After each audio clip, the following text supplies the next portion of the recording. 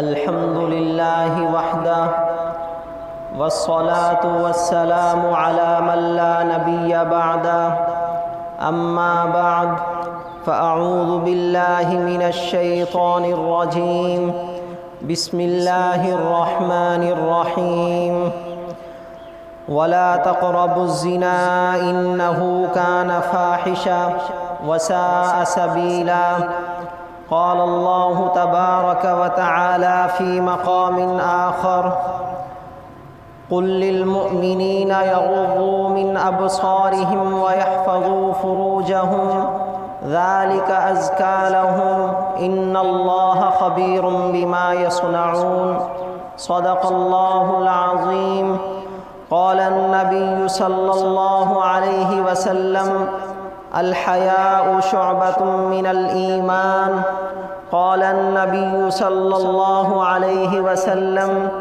لا إيمان لمن لا غيرة له أو كما قال عليه الصلاة والسلام۔ میرے انتہائی واجب الاحترام بھائیوں، بزرگوں اور دوستوں، ہر دور کا کوئی نہ کوئی فتنہ ہوتا ہے۔ آج کے دور کا ایک بہت بڑا فتنہ بے حیائی ہے۔ ہماری نوجوان نسل عریانی اور فحاشی کے سیلاب میں بہتی چلی جا رہی ہے۔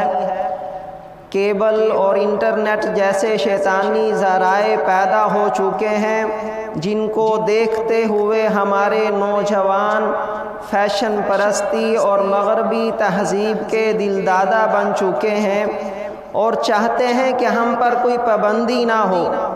منمانی اور نفسانی زندگی گزارنے کے راستے میں نوجوانوں کو شریعت ایک رکاوٹ نظر آتی ہے۔ آج ہمارے نوجوانوں کے لیے اپنی نگاہوں کی حفاظت کرنا سب سے بڑا مسئلہ بن چکا ہے۔ ایسے وقت میں ضروری ہے کہ نوجوانوں کو اس بات کی تعلیم دی جائے کہ شرم و حیا والی زندگی سب سے اعلیٰ زندگی ہے۔ مومن اور کافر کی زندگی بنیادی طور پر ایک دوسرے سے مختلف ہے۔ مومن کی زندگی کا مقصد آخرت کی تیاری ہے، جبکہ کافر کی زندگی کا مقصد عیش و عشرت ہے۔ کافر کے دل میں یہ بات بیٹھی ہوئی ہے کہ میری زندگی محدود ہے، اس میں مجھے جتنی عیاشی کرنی ہے وہ کر لینی چاہیے۔ لیکن مومن یہ سمجھتا ہے کہ عیش و عشرت کی زندگی آخرت کی زندگی ہے، دنیا کی زندگی تو عبادت کی زندگی ہے۔ مومن ہر چیز کو آخرت کے نقطہ نظر سے دیکھتا ہے، وقتی لذتوں کے پیچھے نہیں بھاگتا، جبکہ کافر ہر چھوٹی سی چھوٹی لذت کو ہاتھ سے جانے نہیں دیتا، اس کو آخرت کا بالکل ڈر نہیں ہوتا۔ مومن اور کافر کی زندگی میں یہی فرق ہے۔ اس بنیادی فرق کی وجہ سے اسلام کی اخلاقی اور کفر کی اخلاقی اقدار میں بھی فرق ہے۔ اسلام کی اخلاقی اقدار میں شرم و حیا سر فہرست ہے۔ اسلام پاکیزگی اور پاک دامنی کی زندگی اختیار کرنے کی تلقین کرتا ہے، جبکہ کفر کے ماحول میں بے حیائی کو روشن خیالی سمجھا جاتا ہے، اسے ترقی کے لیے ضروری گردانا جاتا ہے۔ معاشرے میں جتنے بھی فواحش جنم لیتے ہیں ان سب کا مرکزی نقطہ زنا کا ارتکاب کرنا ہوتا ہے۔ زنا ایک بہت بڑا گناہ ہے جس کے بارے میں رسول اللہ صلی اللہ علیہ وسلم نے فرمایا کہ شرک کے بعد سب سے بڑا گناہ زنا ہے، اور یہ جتنا بڑا اور خطرناک گناہ ہے اس سے اتنا ہی بچنے کی ضرورت ہے۔ اللہ تعالیٰ نے قرآن پاک میں ارشاد فرمایا لا تقربوا الزنا انہ کان فاحشا وساء سبیلا، کہ تم زنا کے قریب بھی نہ جاؤ کیونکہ یہ فحاشی ہے اور برا راستہ ہے۔ اللہ تعالیٰ نے اس آیت میں یہ نہیں فرمایا کہ تم زنا نہ کرو، بلکہ یہ فرمایا کہ تم زنا کے قریب بھی نہ جاؤ، یعنی وہ تمام کام چھوڑ دو جو بذات خود تو زنا نہیں ہے لیکن زنا کا سبب بن سکتے ہیں۔ اب وہ تمام کام کون سے ہیں جو بذات خود زنا نہیں لیکن زنا کا سبب بنتے ہیں؟ اس کے بارے میں حضرت ابو ہریرہ رضی اللہ عنہ ایک روایت نقل کرتے ہیں، رسول اللہ صلی اللہ علیہ وسلم نے فرمایا، انسان کے ہر عضو کا زنا میں حصہ ہوتا ہے، بس آنکھیں بھی زنا کرتی ہیں، ان کا زنا دیکھنا ہے، اور ہاتھ بھی زنا کرتے ہیں، ان کا زنا پکڑنا ہے، پاؤں بھی زنا کرتے ہیں، ان کا زنا چلنا ہے، منہ بھی زنا کرتا ہے، اس کا زنا بوسہ لینا ہے، دل خواہش کرتا ہے، تمنا کرتا ہے، شرمگاہ اس کی تصدیق کرتے ہوئے زنا میں مبتلا ہو جاتی ہے یا جھٹلا کر باز رہتی ہے۔ تو وہ تمام کام جو بذات خود زنا نہیں ہے لیکن زنا کا سبب بنتے ہیں، ان تمام کاموں کو چھوڑنے کا اللہ تعالیٰ حکم فرما رہے ہیں کہ تم زنا کے قریب بھی نہ جاؤ۔ ہر وہ کام جو زنا کا سبب بن سکتا ہے، زنا کی طرف آدمی کو لے کر جا سکتا ہے، ان تمام کاموں کو چھوڑنے کا حکم دیا گیا ہے۔ اور زنا جتنا بڑا گناہ ہے اس کی اتنی ہی بڑی سزا ہے۔ رسول اللہ صلی اللہ علیہ وسلم نے فرمایا، 2 فرشتے خواب میں میرے پاس آئے اور وہ مجھے لے کر گئے، میں ان کے ساتھ چلا گیا۔ میں نے ایک کمرہ دیکھا جو تنور کے اوپر بنا ہوا تھا، اس کمرے کا اوپر کا حصہ تنگ تھا، نیچے کا حصہ کھلا تھا، اس میں ننگے مرد اور عورتیں تھیں۔ جب اس کے نیچے آگ بھڑکائی جاتی تو وہ مرد اور عورتیں اس کمرے سے باہر نکلنے کی کوشش کرتے، جب آگ کو دھیما کر دیا جاتا وہ نیچے گر جاتے۔ میں نے ان فرشتوں سے پوچھا یہ کون لوگ ہیں؟ ان فرشتوں نے جواب دیا کہ یہ زانی مرد اور عورتیں ہیں۔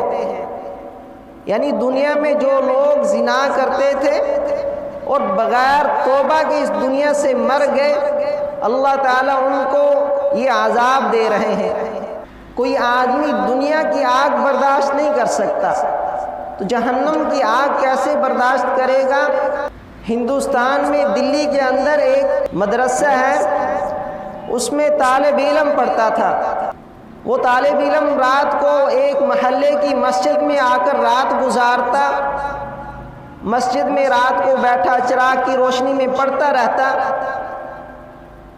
قریبی محلے میں ایک لڑکی اپنے رشتہ داروں کے پاس کسی کام سے جا رہی تھی کہ اچانک فرقہ وارانہ فساد ہو گیا۔ وہ لڑکی لوگوں کا ہجوم دیکھ کر، رش دیکھ کر، خون خرابہ دیکھ کر مسجد میں داخل ہو گئی گھبرا کر۔ عشاء کے بعد کا وقت تھا اور وہ طالب علم مسجد میں بیٹھا چراغ کی روشنی میں اپنا مطالعہ کر رہا تھا، اپنا سبق یاد کر رہا تھا۔ اس نے جب لڑکی کو دیکھا وہ حیران ہو گیا۔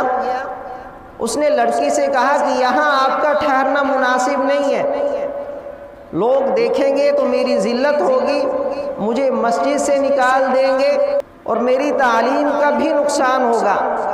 اس لڑکی نے کہا کہ باہر جو ہنگامہ ہو رہا ہے آپ بھی اس سے واقف ہیں، اگر میں باہر گئی تو مجھے اپنی جان کا خطرہ ہے، اپنی عزت و ناموس کا خطرہ ہے۔ یہ سن کر اس طالب علم نے کہا کہ چلو اس کونے میں بیٹھ جاؤ تم۔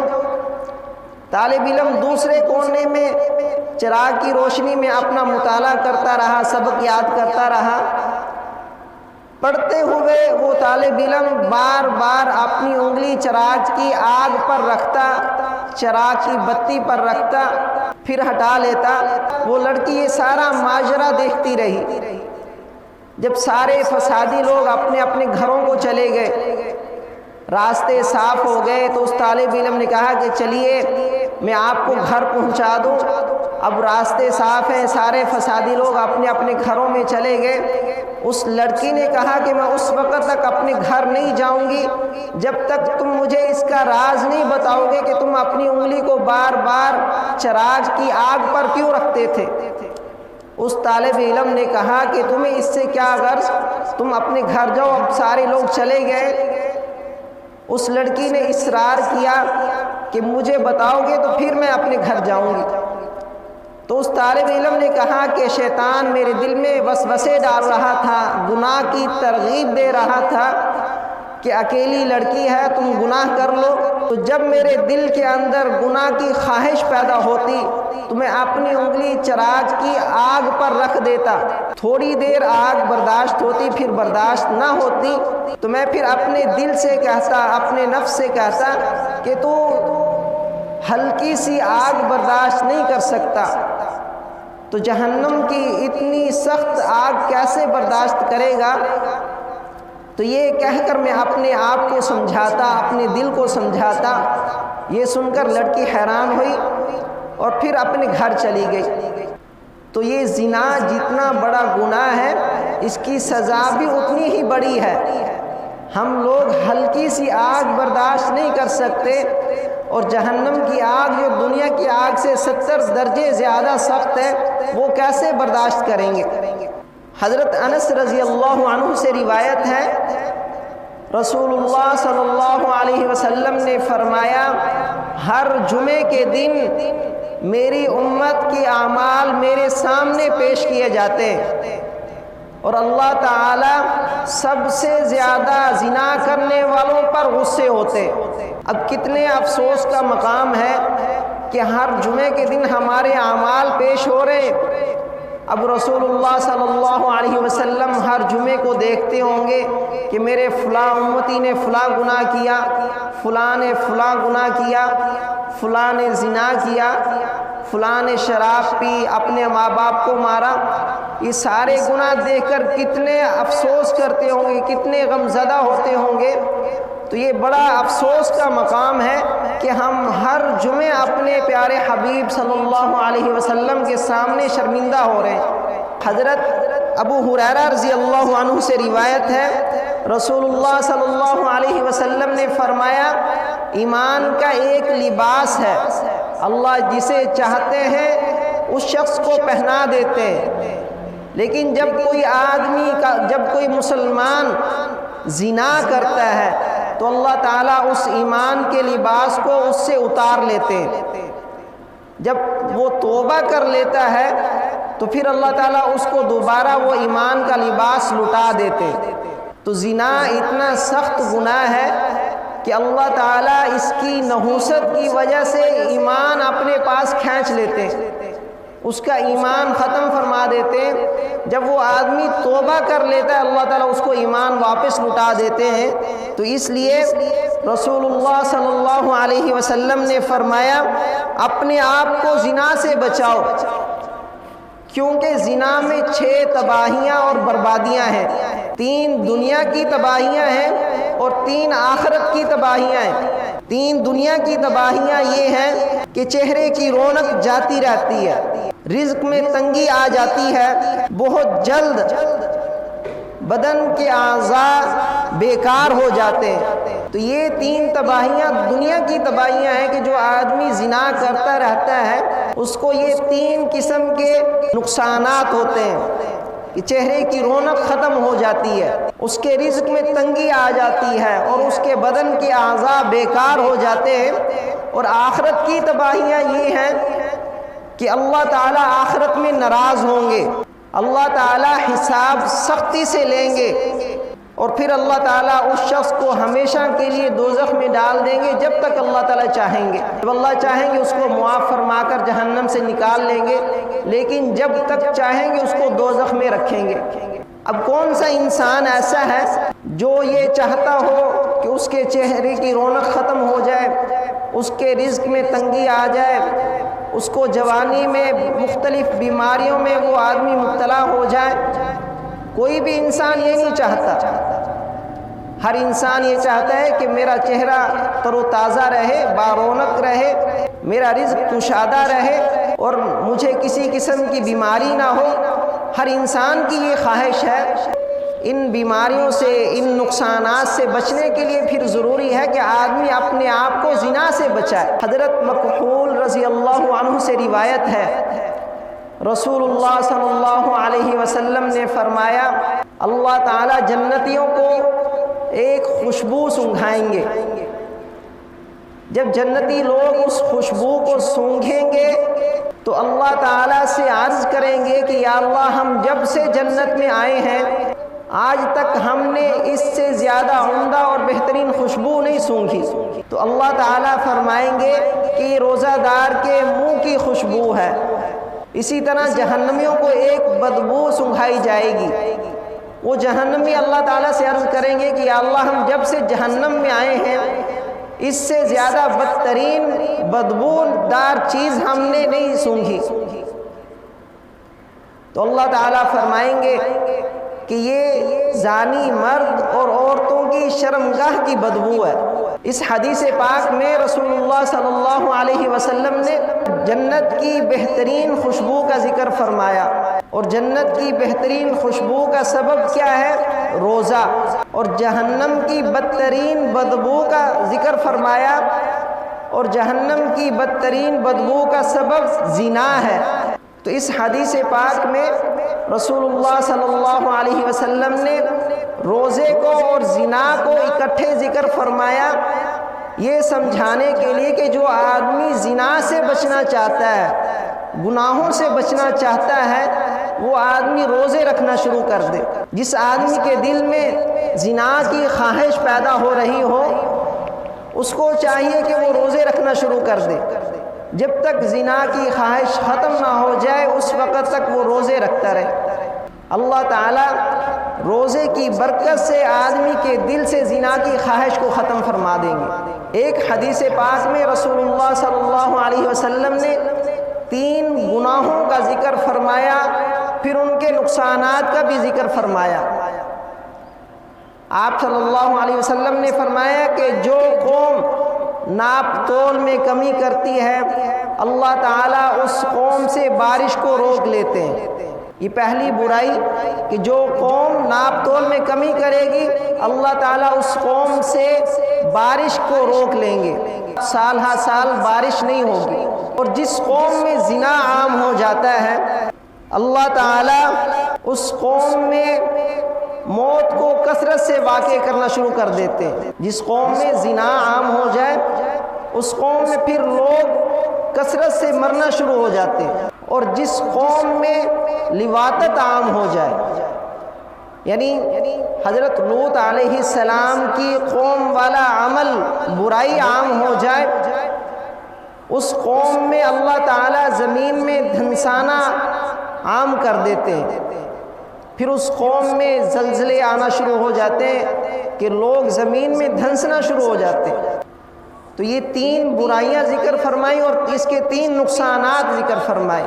تو ہمیں ان برائیوں سے، ان گناہوں سے خود بھی بچنا ہے اور اپنے دوسرے مسلمانوں کو بھی بچانا ہے۔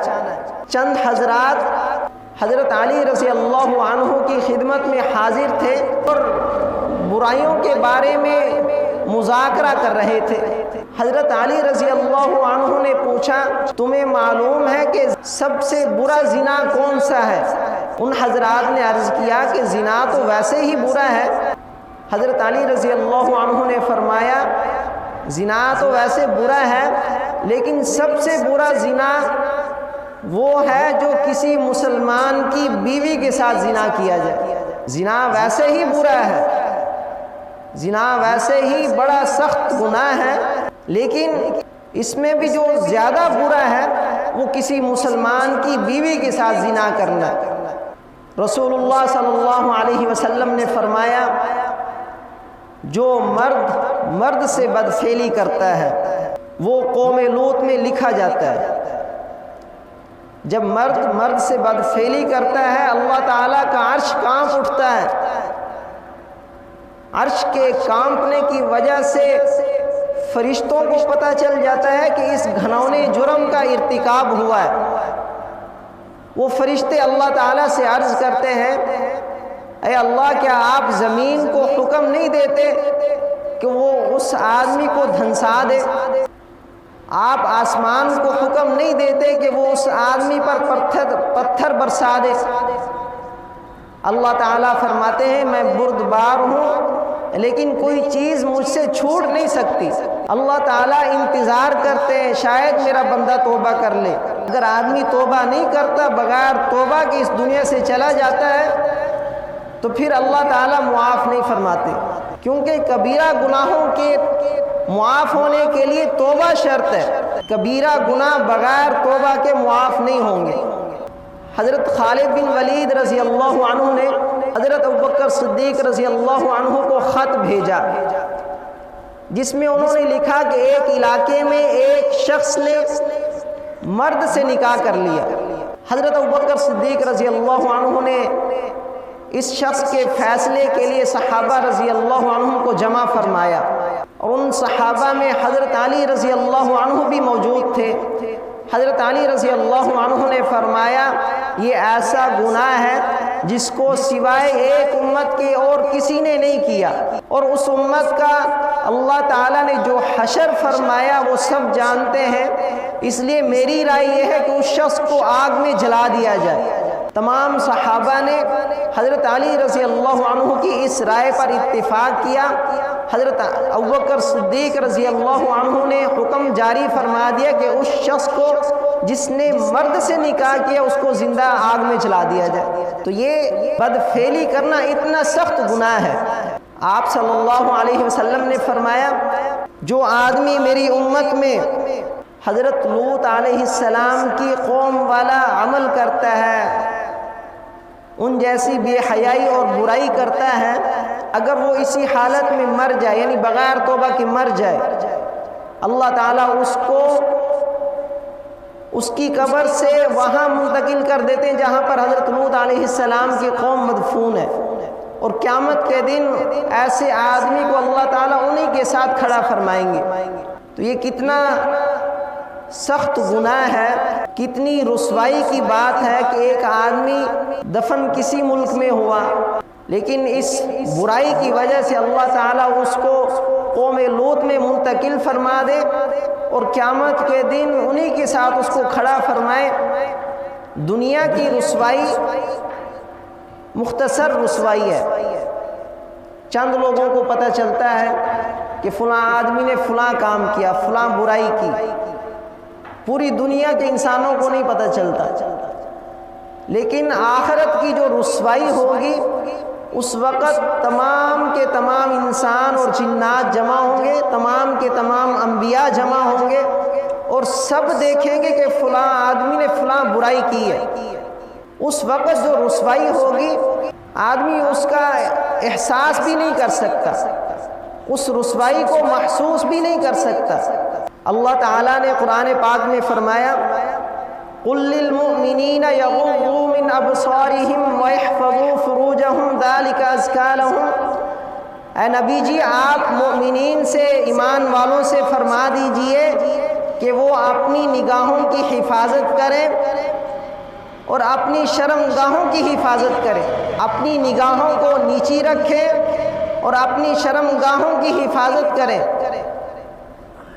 اب جو لوگ، جو نوجوان لا علمی میں، نا سمجھی میں مشت زنی کے فعل کے مرتکب ہوتے ہیں، وہ اللہ تعالیٰ کے اس حکم کی صریح طور پر خلاف ورزی کر رہے ہوتے ہیں۔ اس آیت میں اللہ تعالیٰ نے پہلے نظر کی حفاظت کا حکم دیا اور پھر شرمگاہ کی حفاظت کا حکم دیا۔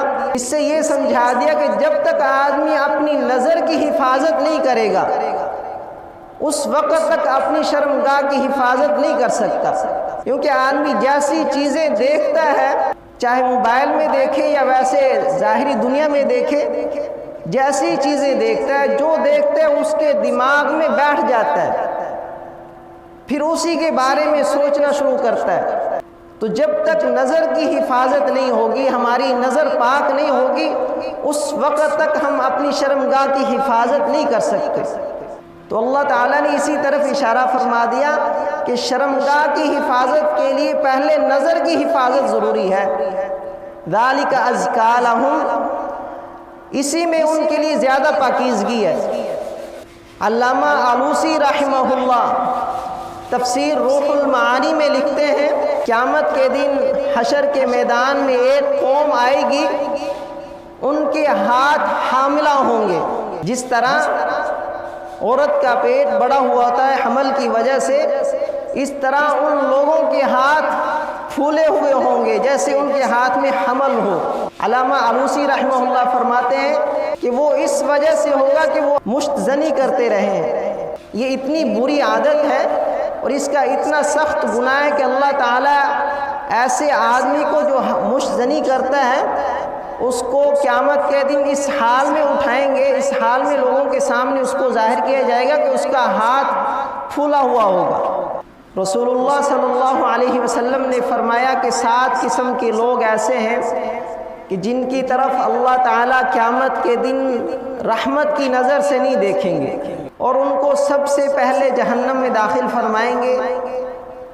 پہلے نمبر پر ہاتھ سے زنا کرنے والا، دوسرے نمبر پر بدفعلی کرنے والا، تیسرے نمبر پر بدفعلی کروانے والا، اور چوتھے نمبر پر شراب پینے والا، 5ویں نمبر پر اپنے ماں باپ کو مارنے پیٹنے والا، اور 6 نمبر پر اپنے پڑوسیوں کو تکلیف پہنچانے والا کہ پڑوسی اس پر لعنت بھیجنے لگے، یعنی اتنی تکلیف پہنچانا شروع کر دے کہ پڑوسی اس پر لعنت بھیجنا شروع کر دے، اور 7ویں نمبر پر اپنی پڑوسن سے زنا کرنے والا۔ یہ 7 قسم کے لوگ ایسے ہیں کہ جن پر اللہ تعالیٰ قیامت کے دن رحمت کی نظر نہیں ڈالیں گے، اور ان کو سب سے پہلے جہنم میں داخل فرمائیں گے۔ انسان کا نفس یہ چاہتا ہے کہ اپنی شہوت کو پورا کیا جائے، اور جب کسی انسان کو گناہ کرنے کا موقع مل جائے تو پھر وہ بے تاب ہو جاتا ہے۔ اگر ایسے موقع پر انسان صبر کر لے اور اپنی خواہش کو روک لے، ایسے انسان کی اللہ تعالیٰ کے ہاں بڑی قدر و قیمت ہے، بڑا مقام و مرتبہ ہے۔ ایسے انسان کے بارے میں اللہ تعالیٰ نے فرمایا وَلِمَنْ خَافَ مَقَامَ رَبِّهِ جَنَّتَانِ، جو آدمی اپنے رب کے سامنے کھڑا ہونے سے ڈر گیا، اللہ تعالیٰ اس کو 2 جنتیں عطا فرمائیں گے۔ یعنی کسی آدمی کو گناہ کرنے کا موقع میسر ہے، وہ چاہے تو گناہ کر سکتا ہے، لیکن صرف اللہ کے ڈر کی وجہ سے وہ آدمی گناہ چھوڑ دیتا ہے۔ اس کے بارے میں اللہ تعالیٰ نے فرمایا کہ اس کے لیے 2 جنتیں ہیں۔ اسی طرح رسول اللہ صلی اللہ علیہ وسلم نے فرمایا اگر کسی شخص کو، کسی آدمی کو کوئی عورت گناہ کی دعوت دے اور وہ آگے سے جواب میں یہ کہہ دے میں تو اللہ سے ڈرتا ہوں، اللہ کے ڈر کی وجہ سے میں یہ کام نہیں کرتا، تو آپ صلی اللہ علیہ وسلم نے فرمایا ایسے شخص کو اللہ تعالیٰ قیامت کے دن اپنے عرش کے سائے میں جگہ عطا فرمائیں گے، جس دن اللہ کے عرش کے سائے کے علاوہ کوئی سایہ نہیں ہوگا۔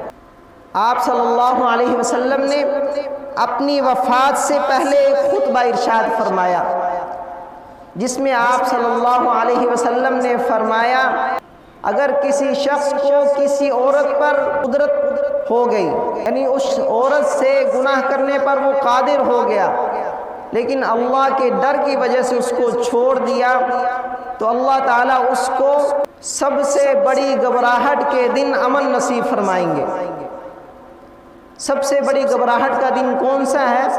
جس کے بارے میں اللہ تعالیٰ فرماتے ہیں یا ایھا الناس اتقوا ربکم ان زلزلۃ الساعۃ شیء عظیم، اے انسانوں تم اپنے رب سے ڈرو، بے شک قیامت کا زلزلہ بڑا سخت ہے۔ تذہل کل مرضعۃ عما ارضعت، جس دن دودھ پلانے والی عورت اپنے دودھ پیتے بچے کو بھول جائے گی۔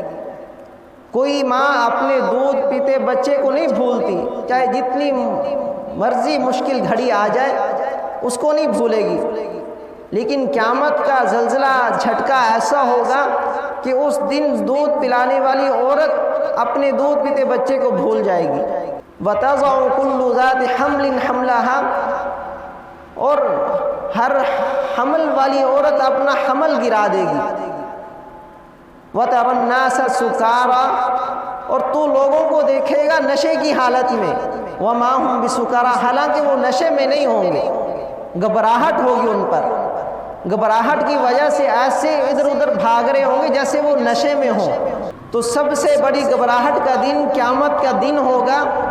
تو جو آدمی کسی عورت پر گناہ کی قدرت رکھتے ہوئے گناہ نہ کرے، اللہ کے ڈر کی وجہ سے اس کو چھوڑ دے، آپ صلی اللہ علیہ وسلم نے فرمایا اللہ تعالیٰ اس کو سب سے بڑی گھبراہٹ کے دن امن نصیب فرما دیں گے، اور اس کو جہنم پر حرام فرما دیں گے اور اس کو جنت میں داخل فرما دیں گے۔ اتنا بڑا اللہ تعالیٰ اجر عطا فرمائیں گے۔ حضرت عبداللہ بن عمر رضی اللہ عنہما ارشاد فرماتے ہیں کہ میں نے یہ حدیث آپ صلی اللہ علیہ وسلم سے کئی مرتبہ سنی، یعنی آپ صلی اللہ علیہ وسلم اکثر اپنے بیان میں، اپنے خطبات میں اپنے صحابہ رضی اللہ عنہم کو یہ واقعہ سنایا کرتے تھے کہ بنی اسرائیل میں ایک شخص تھا کفل نامی، بہت مالدار تھا لیکن بہت عیاش تھا، گناہگار تھا، اس کی کوئی رات بغیر گناہ کے نہیں گزرتی تھی۔ ایک دن ایک مجبور ضرورت مند عورت اس کے پاس آئی کچھ مانگنے کے لیے، خوبصورت تھی۔ اس کفل نے کہا کہ میں تمہیں 60 دینار اس شرط پر دوں گا کہ تم مجھے اپنے ساتھ بدکاری کرنے دو۔ وہ عورت مجبور تھی، اپنی مجبوری کی وجہ سے راضی ہو گئی۔ جب کفل اس کے ساتھ بدکاری کرنے کے لیے بیٹھا، اس کی چیخ نکل گئی اور اس کے جسم میں لرزہ کپ کپی طاری ہو گئی، رونے لگ گئی۔ کفل نے کہا میں نے تمہارے ساتھ زبردستی نہیں کی، تم خوشی سے راضی ہوئی ہو۔ اس عورت نے کہا کہ یہ ایسا گناہ ہے جو میں نے زندگی میں کبھی نہیں کیا، لیکن آج میں اپنی مجبوری کی وجہ سے یہ گناہ کرنے پر راضی ہوئی ہوں۔ تو اس وقت کفل کے دل میں اللہ کا خوف پیدا ہو گیا، اس نے اس عورت کو چھوڑ دیا اور کہا چلی جاؤ، یہ دینار بھی میں نے تمہیں بخش دیے۔ اور اس وقت قسم اٹھا کر کہنے لگا اللہ کی قسم آج کے بعد کفل یہ گناہ نہیں کرے گا۔ اسی رات اس کی موت واقع ہو گئی۔ صبح کو لوگوں نے دیکھا کہ اس کے دروازے پر اللہ تعالیٰ نے لکھ دیا قد غفر اللہ الکفل، اللہ تعالیٰ نے کفل کی مغفرت فرما دی۔ اس وقت بنی اسرائیل میں یہ قانون تھا کہ جو آدمی کوئی گناہ کرتا اس کے دروازے پر لکھا ہوا تھا، اگر کوئی آدمی توبہ کرتا اللہ اس کو معاف فرما دیتے، وہ بھی اس کے دروازے پر لکھا ہوا تھا کہ اللہ نے فلاں کی توبہ قبول فرما لی، اس کو معاف فرما دیا۔ تو جو آدمی گناہ پر قدرت رکھتے ہوئے گناہ نہیں کرے گا، اللہ کے ڈر کی وجہ سے اس کو چھوڑ دے گا، اللہ تعالیٰ اس کو پھر اتنا بڑا اجر و ثواب عطا فرمائیں گے۔ اسی طرح ایک واقعہ حضرت سلیمان بن یسار رحمہ اللہ کے ساتھ پیش آیا۔ حضرت سلیمان بن یسار رحمہ اللہ بہت حسین و جمیل، متقی، پرہیزگار بزرگ ہیں۔ ایک مرتبہ اپنے ساتھی کے ساتھ مدینہ منورہ سے حج کے سفر پر روانہ ہوئے۔ راستے میں ابوا کے مقام پر انہوں نے قیام کیا، خیمہ لگایا۔ ان کا ساتھی بازار سے کھانے پینے کا سامان لینے چلا گیا۔ یہ خیمے میں بیٹھے ہوئے تھے کہ ایک بدوی عورت نے ان کو دیکھ لیا اور ان پر فریفتہ ہوگی۔ وہ عورت ان کے خیمے میں آئی اور اپنا برقع اتار دیا اور کچھ طلب کیا۔ وہ سمجھے شاید کچھ مانگ رہی ہے کھانے کے لیے، اپنے دسترخوان کی طرف بڑھے تاکہ ان کو کچھ کھانے کے لیے دیں۔ اس عورت نے کہا کہ مجھے یہ نہیں چاہیے بلکہ وہ چاہیے جو مرد اپنی بیوی سے چاہتا ہے۔ حضرت سلیمان بن یسار رحمہ اللہ نے فرمایا کہ تجھے شیطان نے میرے پاس بھیجا ہے۔ یہ کہہ کر اپنا منہ گھٹنوں پر رکھ کر رونا شروع کر دیا اور زور زور سے رونا شروع کر دیا۔ وہ عورت یہ دیکھ کر بھاگ گئی۔ جب ان کے ساتھی آئے تو دیکھا کہ یہ بیٹھے رو رہے ہیں۔ انہوں نے پوچھا کیا بچوں کی یاد آ گئی؟ انہوں نے کہا کہ تمہاری غیر موجودگی میں یہ واقعہ پیش آیا۔ وہ ساتھی واقعہ سن کر وہ بھی رونے لگ گئے۔ انہوں نے پوچھا کہ تم کیوں روتے ہو؟ انہوں نے کہا کہ اگر میں تمہاری جگہ ہوتا تو مجھ سے صبر نہ ہوتا، میں گناہ سے نہ بچ سکتا، میں تو اس لیے رو رہا ہوں۔ جب یہ مکہ پہنچے، خانہ کعبہ کا طواف اور سعی سے فارغ ہونے کے بعد حجر اسود کے سامنے بیٹھے ہوئے تھے، ایک چادر میں لپٹ کر کہ نیند آ گئی۔ خام میں ایک حسین و جمیل شخص کی زیارت ہوئی۔ انہوں نے پوچھا کہ آپ کون ہو؟ انہوں نے فرمایا میں یوسف ہوں۔ حضرت سلیمان بن یسار رحمہ اللہ نے کہا آپ یوسف علیہ السلام ہیں؟ حضرت یوسف علیہ السلام نے فرمایا ہاں۔ حضرت سلیمان بن یسار رحمہ اللہ نے فرمایا کہ آپ کا اور زلیخا کا قصہ بڑا عجیب ہے۔ حضرت یوسف علیہ السلام نے فرمایا کہ ابوا والی عورت کا واقعہ اس سے بھی زیادہ عجیب ہے۔